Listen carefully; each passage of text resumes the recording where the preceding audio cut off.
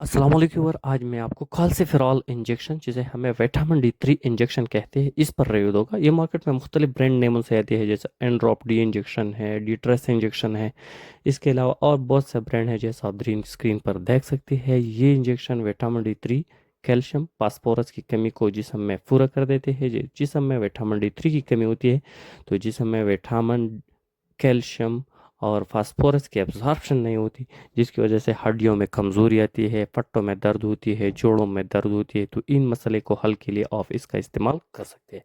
ये छोटे बच्चे, बड़े ख़वातीन और प्रेग्नेंट ख़वातीन भी इसका इस्तेमाल कर सकते हैं। शुगर के मरीज़ के लिए स्पेशली ये बहुत अच्छे और बेहतरीन रिज़ल्ट है इसकी।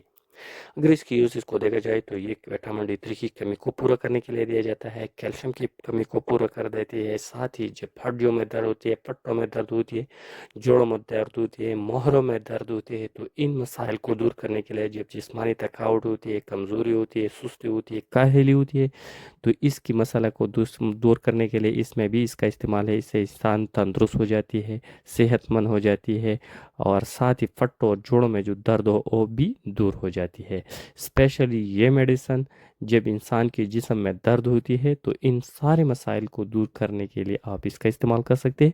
इसको आप IM भी लगा सकते हैं और ओरली दूध के साथ एक इंजेक्शन भी पी सकते हैं। जैसा कि आपने IM लगाया तो हफ्ता में एक इंजेक्शन लगाना होगा। अगर आपने इसको ओरली पिया तो आपको हफ्ता में एक इंजेक्शन पिया करना है। इसकी थोड़े बहुत साइड इफ़ेक्ट है, जैसे इसकी से नाज़े हो सकते हैं, वॉमिटिंग हो सकते हैं, स्किन रशेस हो सकते हैं, और लोग जो इससे हाइपर सेंसिटिव हो ये प्रेगनेंसी में भी इस्तेमाल कर सकते हैं।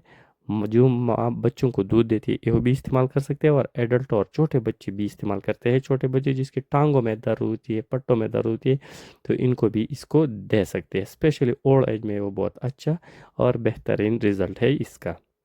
Thank you for watching.